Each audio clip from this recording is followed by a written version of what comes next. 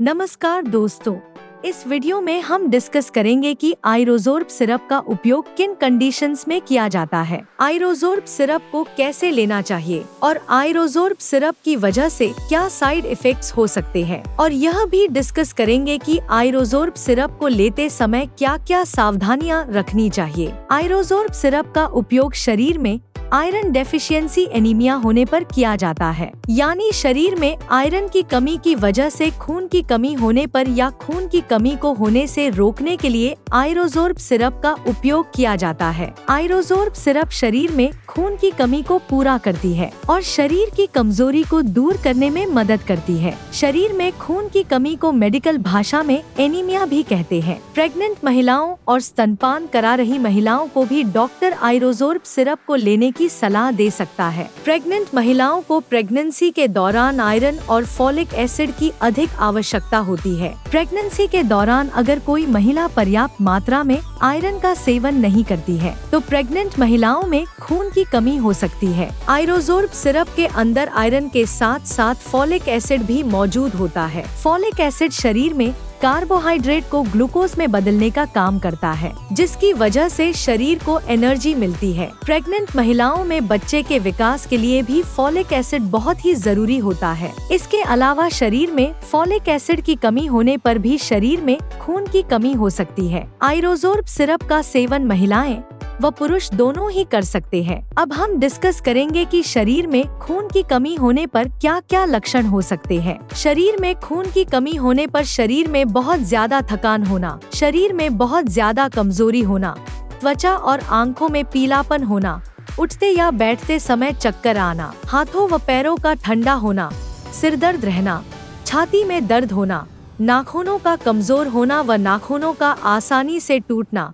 शरीर का तापमान कम रहना, सांस लेने में तकलीफ होना, सांस फूलना और दिल की धड़कन का तेज होना आदि लक्षण शरीर में खून की कमी होने पर हो सकते हैं। इसके अलावा मिट्टी या कागज खाने की इच्छा होना आदि लक्षण भी शरीर में आयरन की कमी होने पर भी हो सकते हैं। यदि कोई छोटा बच्चा ज्यादा मिट्टी खाता है तो ये लक्षण शरीर में आयरन की कमी होने पर भी हो सकते हैं। शुरुआत में ज्यादातर व्यक्तियों में खून की कमी होने पर कोई लक्षण नहीं होते हैं, लेकिन जब शरीर में एनीमिया की गंभीरता बढ़ती जाती है वैसे वैसे एनीमिया के लक्षण भी बढ़ते जाते हैं। इसलिए शरीर में खून की कमी को पूरा करने के लिए और शरीर में कमजोरी को दूर करने के लिए डॉक्टर आइरोजोर्ब सिरप को लेने की सलाह दे सकता है। दोस्तों, अगर आपको वीडियो पसंद आ रहा है तो कृपया वीडियो को लाइक करना व चैनल को सब्सक्राइब करना न भूलें। साइड इफेक्ट्स की बात करें तो वैसे तो ज्यादातर व्यक्तियों में आइरोजोर्ब सिरप की वजह से कोई साइड इफेक्ट्स नहीं होते हैं, लेकिन कुछ % व्यक्तियों में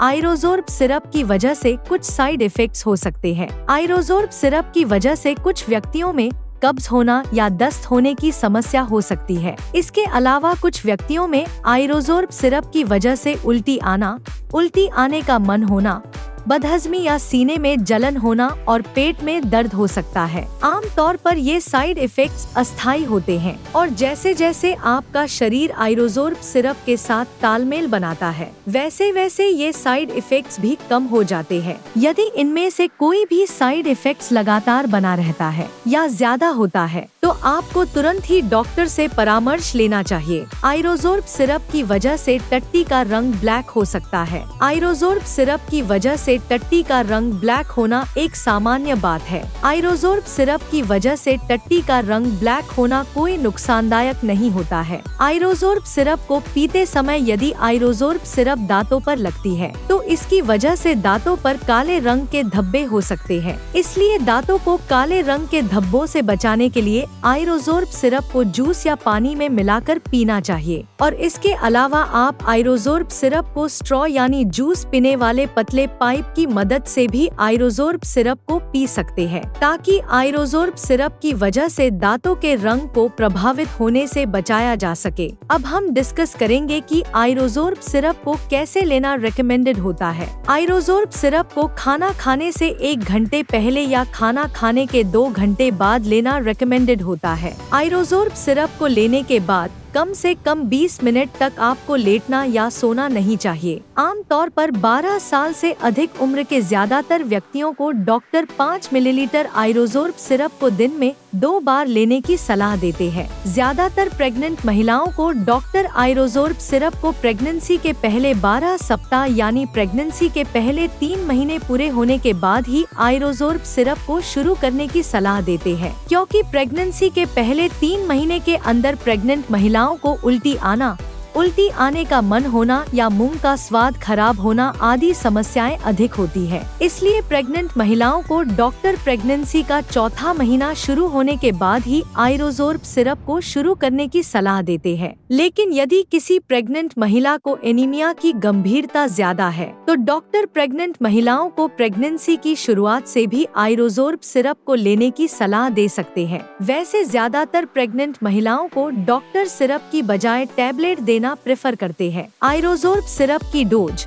उम्र, शरीर के वजन और बीमारी की गंभीरता के आधार पर कुछ व्यक्तियों में इससे अलग भी हो सकती है। इसलिए आपको आयरोजोर्ब सिरप को आपके डॉक्टर द्वारा बताई गई डोज में ही लेना चाहिए। अब हम डिस्कस करेंगे कि आयरोजोर्ब सिरप को लेते समय क्या क्या सावधानियां रखनी चाहिए। डॉक्टर आयरोजोर्ब सिरप के साथ विटामिन सी की सिरप या विटामिन सी से भरपूर खाद्य पदार्थों जैसे टमाटर, आंवला, संतरा, स्ट्रॉबेरी, अंगूर, अमरूद और कीवी आदि को खाने की सलाह दे सकता है, क्योंकि विटामिन सी शरीर में आयरन के अवशोषण को बढ़ावा देता है, जिसकी वजह से आयरोजोर्ब सिरप की प्रभावशीलता बढ़ जाती है। आयरन के साथ चाय, कॉफी, साबुत अनाज, अंडे और दूध या दूध से बने खाद्य पदार्थों को खाने से बचना चाहिए, क्योंकि इनकी वजह से शरीर में आयरन का अवशोषण कम हो सकता है। शरीर में एनीमिया की जांच कराए बिना आयरोजोर्ब सिरप को ज्यादा लंबे समय तक नहीं लेना चाहिए, क्योंकि शरीर में एनीमिया होने के अन्य कारण भी हो सकते हैं, जैसे शरीर में विटामिन B12 की कमी होना, हीमोलिटिक एनीमिया होना,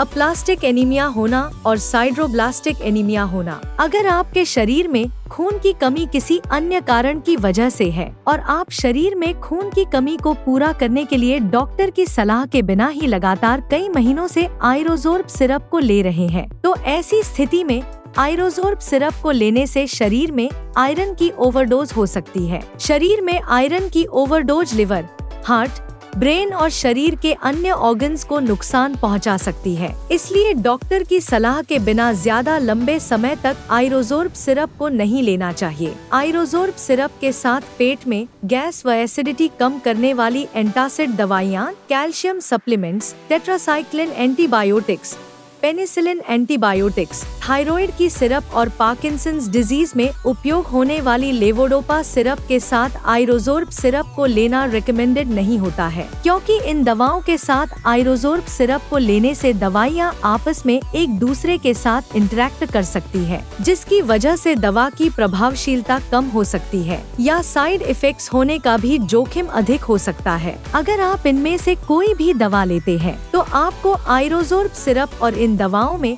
कम से कम 2 से लेकर 3 घंटे का गैप रखना चाहिए। अगर आप अपने शरीर में खून की कमी को प्राकृतिक खाद्य पदार्थों से पूरा करना चाहते हैं तो आपको आंवला, जामुन, अनार, चुकंदर, सेब, पालक, सूखी किशमिश, अमरूद, केला, बादाम, काजू, अखरोट, तिल, गुड़ और मूंगफली आदि का सेवन पर्याप्त मात्रा में करना चाहिए, क्योंकि इनमें आयरन भरपूर मात्रा में पाया जाता है और इनका नियमित रूप से सेवन शरीर में खून की कमी को दूर करता है और शरीर में खून की कमी होने से बचाव करता है। वीडियो को देखने के लिए आपका धन्यवाद। अगर आपको वीडियो पसंद आया तो प्लीज वीडियो को लाइक कर देना, चैनल को सब्सक्राइब कर लेना और अगर आपका आयरोजोर्ब सिरप से संबंधित कोई प्रश्न है तो आप कमेंट करके पूछ सकते हैं।